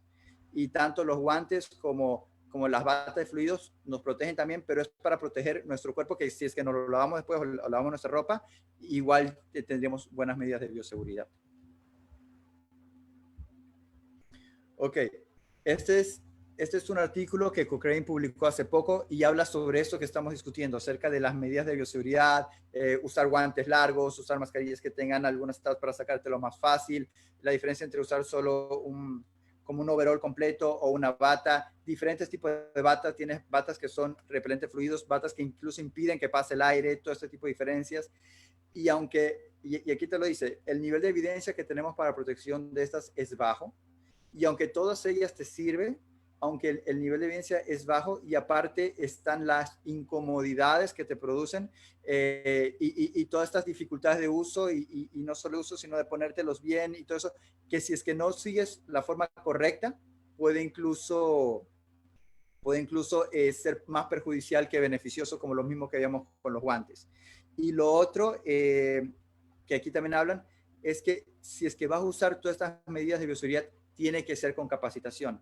Te pueden mandar una guía que tú tienes que leerla y todo, pero se ha demostrado que una capacitación así por video o presencial va a ser mucho mejor que cualquier guía que te diga, no, busca en internet y resuelve allí. No, la capacitación siempre tiene que ser de preferencia es face to face, o en este caso es por vía digital. Eso también está demostrado en artículos que funciona más. Ok, lo que estábamos viendo acerca del uso de guantes. La Organización Mundial de la Salud dice que se usa estos guantes cuando vas a ver pacientes con COVID y que los cambies entre paciente y paciente. No recomiendan para nada el uso prolongado de guantes, o sea, me pongo los guantes y los tengo durante toda la consulta porque yo puedo ser fuente de contagiar a otra persona o me dan las tañas de seguridad y lo que vemos que pasa con el teléfono o nos podemos tocar la cara. Y lo siguiente es, no se recomienda el uso de doble guante. a menos de que vayas a hacer una actividad que tenga riesgo que se te pueda romper el guante, ¿ya? Entonces, esas son las recomendaciones que actualmente la Organización Mundial de la Salud da. Este de aquí es un gráfico que me gustó mucho y una cosa es tú saber que te tienes que lavar las manos por 20 segundos y otra cosa es ver realmente lo que pasa, la diferencia que hay cuando lo haces por 20 segundos o no. Este es el Centro de Control de Enfermedades de Estados Unidos y ellos publican este gráfico de qué es lo que pasa cuando tú simplemente te echas agua encima, te echas agua y te sacudes durante algunos segundos. O si es que usas jabón y el jabón lo usas durante 6 segundos o ya lo usas el jabón durante 20 segundos. Y pueden ver, es muy obvio que hay que usar jabón, o sea, solo echarse el agua no va a ser suficiente para quitarnos todas las partículas o aerosoles que tenemos encima y los 20 segundos es lo que realmente nos va a dar protección. Un dato curioso y anecdótico que me gusta decir sobre 20 segundos es porque dices, ok, pero ya pasan los 20 segundos, ¿cuántos son? Mi hermano es católico, es muy católico, y él siempre decía, si tú rezas un Padre Nuestro mientras estás lavando las manos, van a estar los 20 segundos. Hice la prueba y lo medí, y realmente si un Padre Nuestro rezado, o sea, rezado a tiempo normal, no apresurado, dura aproximadamente 20 segundos. Si no quieres ir contándolos o tener alguna frase, pero cada uno comienza a sacar sus tips para poder cumplir estas medidas de bioseguridad. Lo siguiente, las guías médicas. Y aquí vamos a tener una gran diversidad. Por ejemplo, pertenezco a la Sociedad Ecuatoriana de Oftalmología. La Sociedad Ecuatoriana está comenzando a sacar sus guías. Tenemos de sociedades panamericanas, la Americana Oftalmología está sacando sus guías y hay diferentes guías. Esta me gustó mucho de otorrinolaringología porque pone unas recomendaciones dependiendo si está viendo pacientes de hospitalización, de consulta externa en diferentes áreas y qué medidas tienes que tener. Esto obviamente es por consensos, lo ideal sería tener todo, pero llegaron a ciertos consensos de qué sí puedes, de qué no puedes, y en muchos días pone acerca de los gorros, también los que son para proteger los zapatos, lo ponen de forma opcional, dependiendo de algunas áreas en donde estés. La Organización Mundial de la Salud puso sus consideraciones mínimas. Esto aquí que pone aquí es lo mínimo que debería seguirse si es que hay escasez de suministros, que a nivel mundial ha habido, pero que poco a poco se espera que la industria esté aumentando y no exista tanto. Y hay que saber que tú tienes un cribado o tamizaje que tú le tienes que hacer al personal de que va a entrar al trabajo. No es que entran por la puerta, sí, yo me digo, me siento bien, ya está. No, hay que hacerle un cribado entre preguntas y toma de las temperaturas. Si el personal está educado y sabe que si tiene síntomas no tiene que ir, ellos recomiendan que si hay escasez de estas medidas de bioseguridad, ellos dicen, ok, aquí no sería 100% necesario. Sin embargo, aquí vamos a encontrar las diferencias con los lineamientos del IES o también el lineamiento del Ministerio del Ministerio de Gobierno. En el Ecuador es diferente. Ellos te recomiendan que en todo momento tienes que tener todas las medidas de bioprotección. Y de ahí hablan acerca de qué medidas tú necesitas si vas a hacer el tamizaje a pacientes con síntomas probables de COVID y pacientes sin síntomas probables de COVID. Así también avanza si es que tú vas a estar en un área de hospitalización.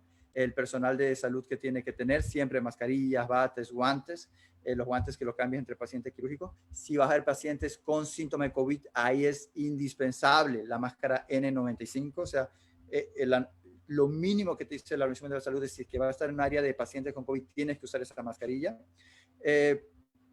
Y el personal de limpieza es algo interesante, o sea, el personal de limpieza va a estar en estas áreas y tiene que limpiar, ellos tienen que usar también su mascarilla. La principal diferencia que yo vi es que tenían que usar los guantes, ellos ya no son los quirúrgicos, son los guantes gruesos, y también recordar usar su protección ocular porque puede que haya salpicaduras.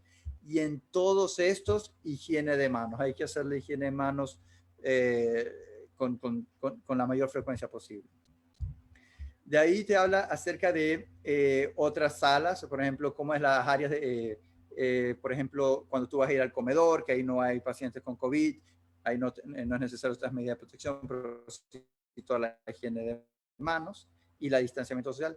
En personal de laboratorio, también las recomendaciones, guantes, batas, protección ocular, porque algunas de estas muestras podrían tener el virus. Y personal administrativo, las personas que están en financiero, las personas que están en área administrativa, que no van a ver pacientes, en ellos dicen que no es necesario. Sin embargo, Sin embargo, aquí los lineamientos del Ecuador, ellos sí dicen que toda persona tiene que estar usando su mascarilla y su equipo de protección. No solo en área hospitalaria o en compañías, sino desde que estás en la calle. Aquí en Ecuador se recomienda y lo que son normatizado es que todo el mundo tenga su mascarilla. Entonces aquí vienen a ver las personalizaciones que son en cada lugar. Por último, eso también pareció interesante en la sala de espera. Cuando hay pacientes con probables síntomas de COVID y cuando no hay pacientes con probables síntomas de COVID, por ejemplo, alguien que quiere tener su consultorio, puede ser de oftalmología, esto no es en el Ecuador. En el Ecuador los lineamientos dicen que sí tiene que tener mascarilla, pero en otras partes del mundo, la Organización Mundial de la Salud dice que podría no ser necesario. Y en consulta externa, cuando tú estás viendo al paciente, exactamente lo mismo si ves pacientes con COVID o ves pacientes que no tengan COVID. Es lo mínimo indispensable. Los lineamientos son mucho más exigentes. Por último, lineamientos del Ecuador. Aquí quise ser lo más superficial posible porque hablando con Eduardo y con Jimmy me decía esto es principalmente para personal médico, no es como para administrativo, que ellos sí tienen que todas estas guías, protocolos, recomendaciones y casi cada semana van aumentando, entonces es mucha información que tienen que leer ellos. Y en la guía de retorno al trabajo que dio el IES, especialmente la Dirección del Seguro General de Riesgo, ellos dicen que antes de regresar al trabajo existen dos algoritmos que tienes que seguir. Uno, si tú quieres usar en tus empleados lo que es la prueba rápida, midiendo IgM, si es que tienen positivo, te recomiendan que tengan una cuarentena de 7 a 10 días y de ahí repitas la prueba y así hasta que tengas negativo y puedan asistir. Y si tienes negativos, ok, tú le haces lo que es la toma de temperatura, el cuestionario y pueden regresar al trabajo. Todo esto organizado tanto por el médico ocupacional como el de recursos humanos. Y si es que no vas a hacer la prueba de IgG, tienes que hacer el cuestionario. Si tiene síntomas que pueden ser sospechosos de COVID, no regresa a trabajar. Y si no tiene síntomas, hacer la prueba rápida. Y de ahí esto también coordinado con el que es el médico ocupacional o el de recursos humanos. Estos son los lineamientos que ha dado el IES para riesgo de retorno. Y el otro que también da que todos los días antes de entrar al trabajo tienen que hacer una pequeña encuesta, llenar este cuestionario de riesgo biológico, todos los días tienen que llenarlo y todos los días tienen que tomarse la temperatura. Aquí están las preguntas que le hacen, si es que ha viajado a una zona de riesgo, está en contacto con alguna persona que creen que puede tener síntomas. O sea, no es simplemente llegar. Y por último, como dijimos, no solo tienes que protegerte en el trabajo, sino que también tienes que protegerte en tu casa, en el transporte. El lineamiento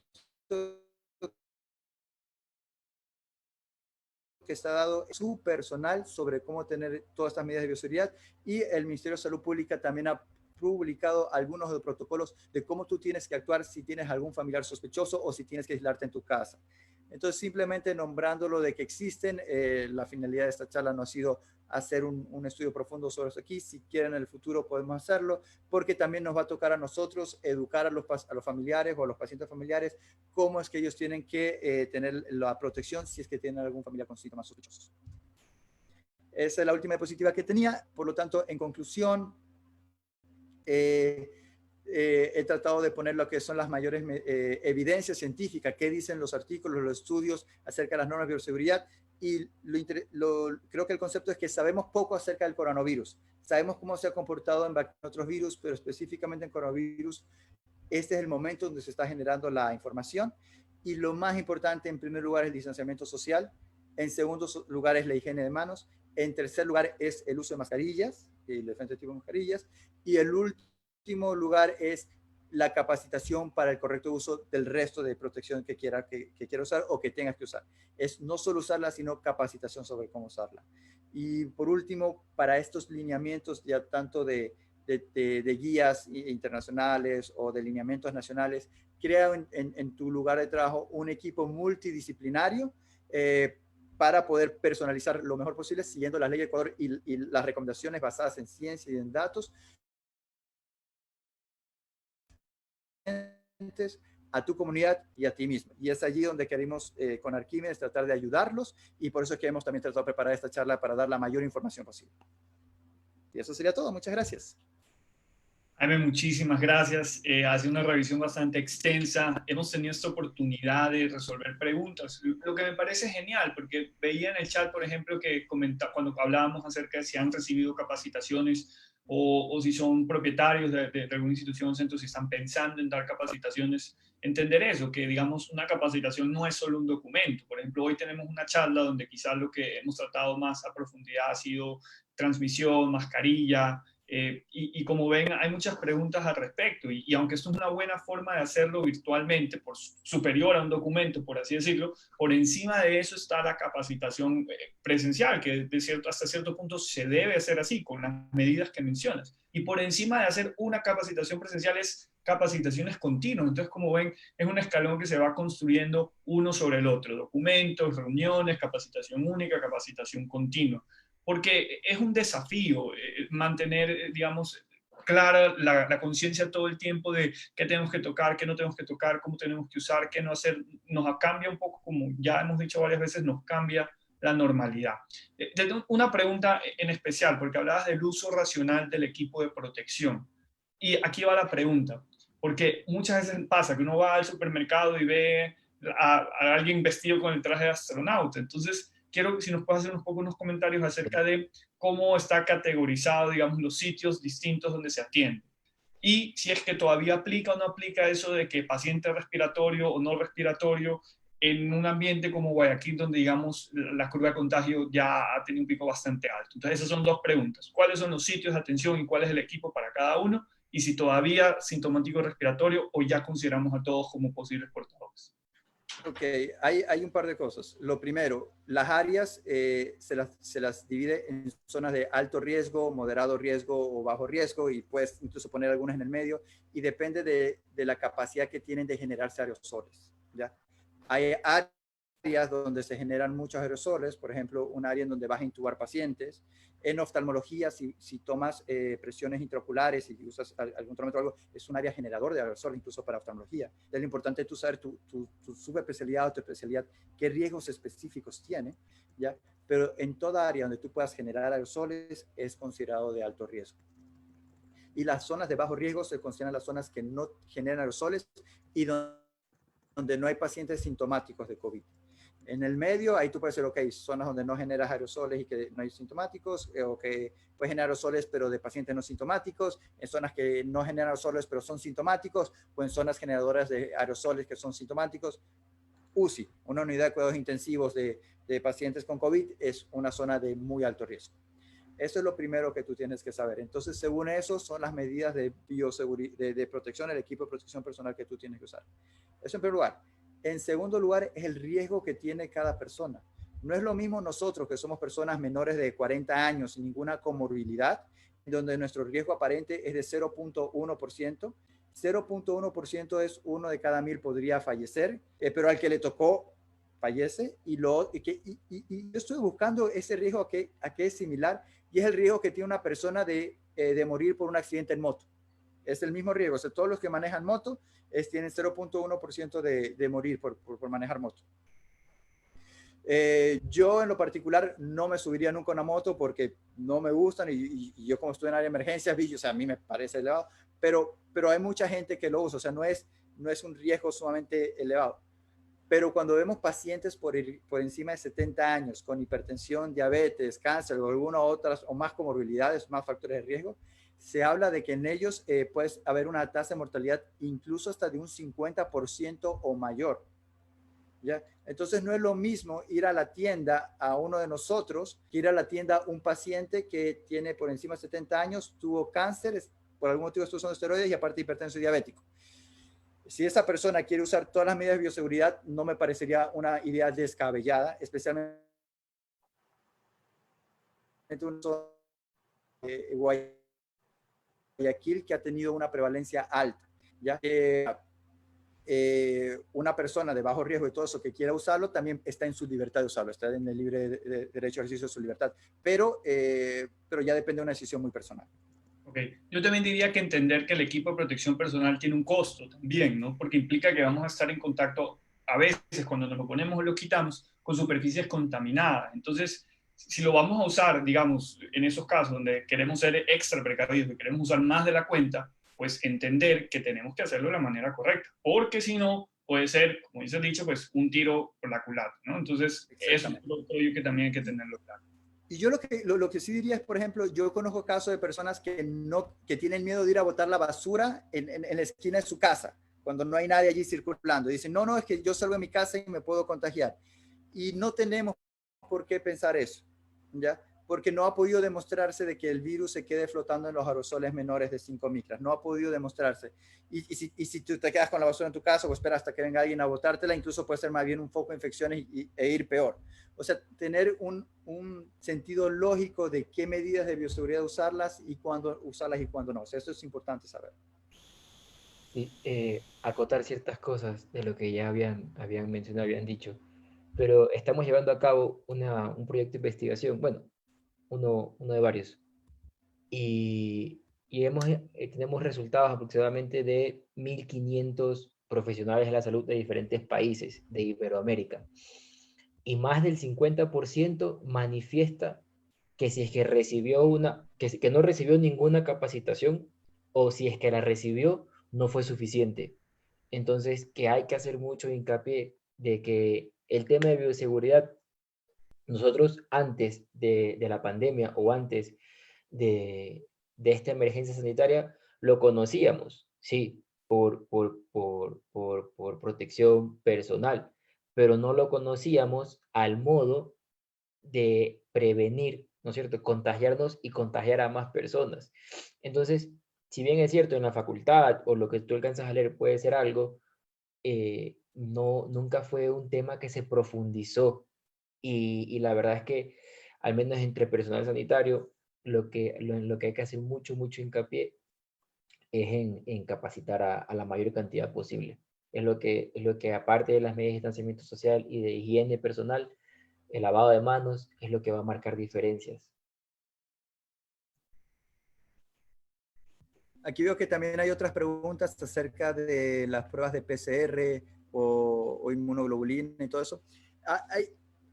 Como nosotros hacemos una prueba diagnóstica, no te da el diagnóstico. Nosotros hacemos un conjunto de signos y síntomas y vemos el resultado de la prueba. Si tenemos un paciente que ha estado en contacto con un familiar que ha tenido ya COVID positivo y tiene todos los síntomas de COVID y sale la prueba negativa, nosotros asumimos que es un falso negativo, ¿ya? Saber que la prueba de PCR usualmente tiene entre un 30 y 40 de falsos resultados negativos, en donde no pudieron encontrar el virus, aunque sí está allí, porque es dependiente también de la técnica. Y acerca de la inmunoglobulina M, inmunoglobulina G, de pruebas rápidas, depende mucho de dónde es que viene la prueba. Se ha hablado que de China, muchas de las pruebas que se hicieron al inicio no eran de tan buena calidad, daban muchos resultados falsos negativos y falsos positivos, lo cual no es bueno, pero es comprensible debido a que de repente apareció una demanda sorprendente de necesidades de esas pruebas de laboratorio y como comentaban, bajaron mucho eso, lo que son niveles de calidad. O sea, eso no es adecuado, pero es la realidad que vivimos y es algo predecible. Entonces, sobre las pruebas, no verlo solo como si es positivo o negativo, o el PCR o el IgM, sino ver, ok, con quién tuviste contacto, qué factores de riesgo tuviste, qué síntomas has tenido, y así interpretar las pruebas.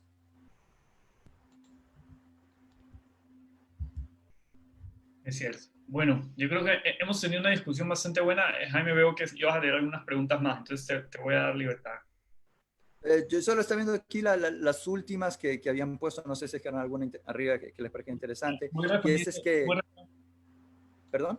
Simplemente comentarles que el documento de la guía orientativa que mostraste con los formularios sobre el IES, lo acabo de compartir el link en el chat, y vamos a tratar de enviarles un documento con algunos de los links que he estado compartiendo en el chat el día de hoy para que los puedan revisar con calma. Si alguno se considera que pues quería revisar algo adicional o algo les pareció útil y pues durante la discusión querían más bien prestarle atención aquí a nuestro expositor.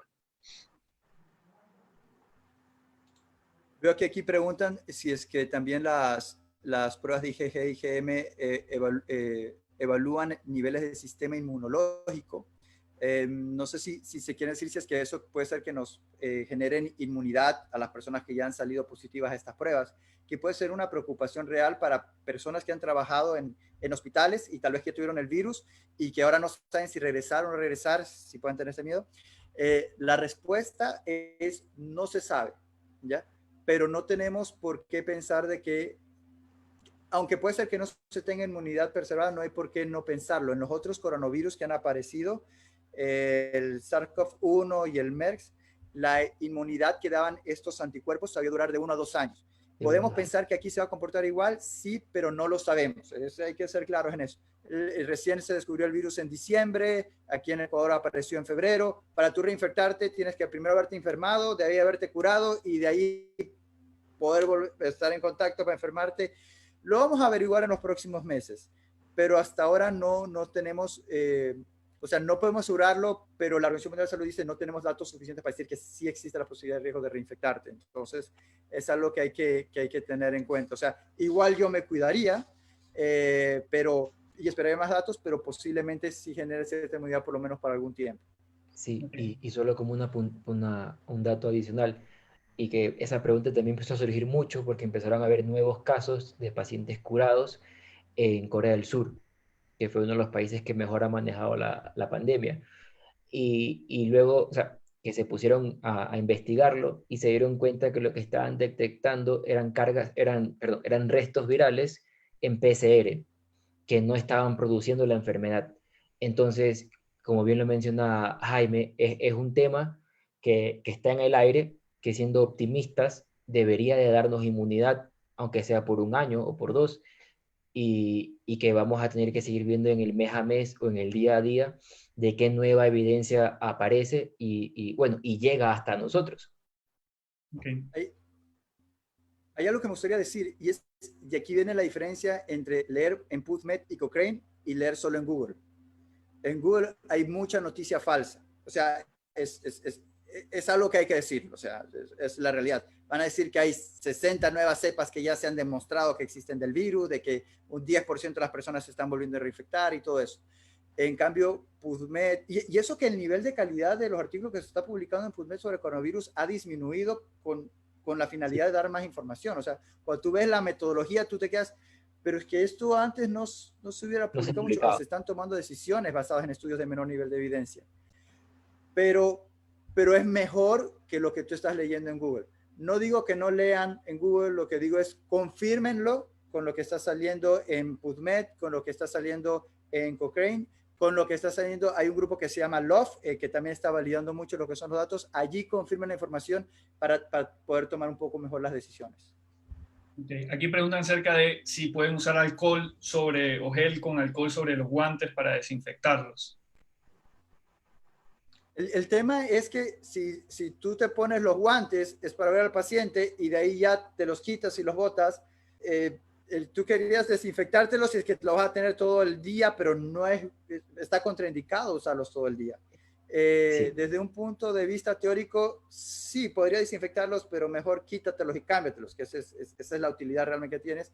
Y si lo usas así, más bien podrías fomentar la transmisión del virus. Lo que yo sí diría es que cuando revisan, por ejemplo, las técnicas para el retiro del equipo de protección personal, muchas veces se usan doble guante y digamos, se desecha el guante más contaminado con el que se tuvo contacto durante el procedimiento y el otro guante sirve como una segunda piel que al ir retirando cada parte del equipo, pues se usa algún tipo de gel para bajar un poco la carga. Pero eso es solo porque se usan durante ese momento específico, lo cual no es lo mismo que decir que uno exactamente. En resumen, si uno va a usar alcohol sobre la superficie de las manos, pues que sea sobre la piel y no sobre los guantes, para uso comunitario y no con el retiro de PP, diría yo.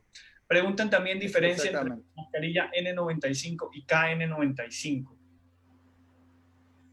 Esa es una muy interesante pregunta. La N95 viene de Estados Unidos, la NK95 viene de Asia. En teoría deberían ser lo mismo, pero los controles de calidad de Asia no son los mismos que los controles de calidad de Estados Unidos. En otras palabras, si es una NK95 de Asia, de una buena compañía, debería actuar igual que una N95 de Estados Unidos. Y si es una NK95 de una compañía no tan buena de Asia, puede que no sea tan buena como la N95 de Estados Unidos. Okay. Voy a hacer un tema acerca de reutilización de mascarillas N95. Voy a ser claro, lo hemos dicho, no sabemos exactamente cuál es la que mejor funciona. Voy a decir cuál es la que estamos usando en mi centro y como residente es la que estamos aplicando. Tenemos 5 mascarillas N95 que usamos una cada día. La uso, la guardo en una bolsa de papel, uso la siguiente el martes, luego voy a ejercer y luego las roto la siguiente semana y las mantengo en un lugar seco, pues, protegidas en su bolsa, de tal manera que al rotarlas pues doy un poco de tiempo para que el virus se inactive entre el uso de una y otra. Hay varias publicaciones de distintos centros, como veo que han publicado muy bien acerca del uso de distintas formas. Pienso que pueden ser aplicables, no tengo una evidencia clara, esa es la forma que yo uso y que no requiere algún otro tipo de, digamos, vapor o calor seco, ¿sí? El riesgo, digamos, de aplicarlas en calor seco es que se puede ir dañando, que lo he visto, y por eso es que nosotros hemos optado por usar esta forma, repito, sin pues, alguna evidencia clara de que sea superior o no a otra. Preguntan acerca del uso de gafas protectoras. Están indicadas para usarse en la comunidad cuando salgo, solamente en procedimientos que son generadores de aerosol. ¿Sí? Y como tercera pregunta complementaria diría que aclaremos cuáles son los procedimientos generadores de aerosol y si un paciente que tose puede ser generador de aerosol. Ok, vamos contestando. Hablar genera aerosol. Exacto. Eso hay que ver. Yo usaría las gafas en la comunidad si es que voy a estar a menos de 1 metro o a menos de 2 metros de distancia de otra persona. Esa sería la recomendación, porque yo no sé qué persona puede estar contagiada y qué no. Si es que tú no tienes tus gafas de bioseguridad y tienes que hacer compras del supermercado, las harían manteniendo el metro o 2 metros de distancia de cualquier otra persona. ¿Ya? Pero sí, o sea, pero aquí viene también lo otro, o sea, llevémoslo a la práctica. La gafa te la pones, se te comienza a empañar, la gafa se te cae porque estás allá y, o sea, hay veces, aunque tú quieras, se te vuelve un poco difícil y tú ves que se te cae y tú te la coges para ponértela y ya te tocaste la cara. O sea, la recomendación es que sí la uses, pero en la práctica puede ser un poco difícil. Esa es la realidad. Si ya vas a estar en el supermercado y todo eso. O sea, yo la usaría, pero sabiendo que va a tener esas dificultades. Bien, entonces simplemente quiero aprovechar porque ya llegamos, digamos, a nuestro límite extraoficial, que es 1 hora y media, y les quiero dar la oportunidad, tanto a Jimmy como a Jaime, para que den una declaración final y cerremos ya el webinar el día de hoy. Hay varias preguntas que van a quedar en el aire, pues vamos a tener que ir respondiendo un poco en siguientes eventos, pues que estoy seguro ha sido una gran colaboración con Jaime. Entonces les dejo el micrófono y al final, si quieren, damos ya el cierre oficial. Sí, listo. Bueno, sí, gracias Eduardo. De nada, decirles que toda esta información sí sería útil poderla trasladar a las personas que nos rodean y sobre todo a las personas no médicos o no profesionales de la salud, del área de la salud, porque es en donde de verdad vamos a ver vamos a sentir el cambio, en que la comunidad empiece a empoderarse un poquito del tema y a utilizar las medidas de prevención lo mejor posible. Cosa número uno. Cosa número dos, que depende mucho de la actitud, o sea, de la actitud que tengamos cada uno de nosotros y de cómo ejecutemos las medidas de prevención y de higiene personal. Y que eso al fin y al cabo es en realidad lo más importante, la medida de salud pública más importante que podemos tomar para esta pandemia y para evitar cualquier enfermedad de infección infecciosa, o sea, a través de vectores. eh, es la higiene personal. Entonces, eso, que hagamos hincapié en eso, que estamos en el momento de que la educación a la comunidad va a ser un gran impacto. Jaime. Yo diría que en este momento la capacitación continua que nosotros tenemos que ser un poco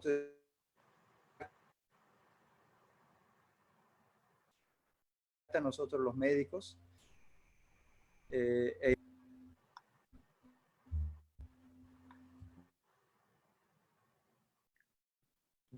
Bien, estamos listo. Diario o en... Jaime, se te cortó. Sí, estamos teniendo un poquito de Sí, sí, me problema. imagino. Jaime, si quieres puedes mantener el video apagado para dar el comentario final, Sí, para que no te cortes tanto. Sí, el comentario final que daría es que nosotros los médicos tenemos que ser un poco autodidactas en nuestra capacitación. Nuestro tiempo, ya sea diario o interdiario, y de fuentes oficiales, como Cochrane, PubMed o el grupo LOF, para mantenernos preparados y así poder nosotros también educar a nuestros pacientes y a nuestros otros colegas. Bien, entonces yo quiero terminar un poco. Les quiero agradecer al tiempo de todos, a nuestros asistentes, a nuestro expositor, a nuestro panelista. Muchas gracias. Ha sido un gran evento el día de hoy. Estoy muy contento porque hemos resuelto varias dudas. A nuestros asistentes, si nos están siguiendo en redes sociales, por favor, si tienen algún tema que nos quisieran sugerir para hacer, pueden compartir un story o pueden compartir un tweet haciéndonos mención para que nosotros sepamos qué es lo que necesitan saber y en qué podemos ayudar, porque nosotros también somos médicos y un poco identificamos eso y nos agrada un poco participar en este intercambio. Finalmente, otra vez, Jaime, excelente presentación, muchas gracias. Cada una de las recomendaciones parecen sencillas, pero detrás de eso hay mucha investigación y, como dices, tenemos que ser responsables con las fuentes que utilizamos. Mi pensamiento final es el siguiente, ojalá lo compartan, es que el mejor equipo de protección personal es el conocimiento. Y tenemos que saber lo que estamos haciendo, por qué lo estamos haciendo y cuáles son sus limitaciones. Y a partir de eso vamos a entender cómo usar los elementos físicos. Pero el conocimiento es de donde parte todo. Gracias de parte de CMED y para todos. Les doy simplemente para que se despidan y luego cierro yo ya el evento. Chao.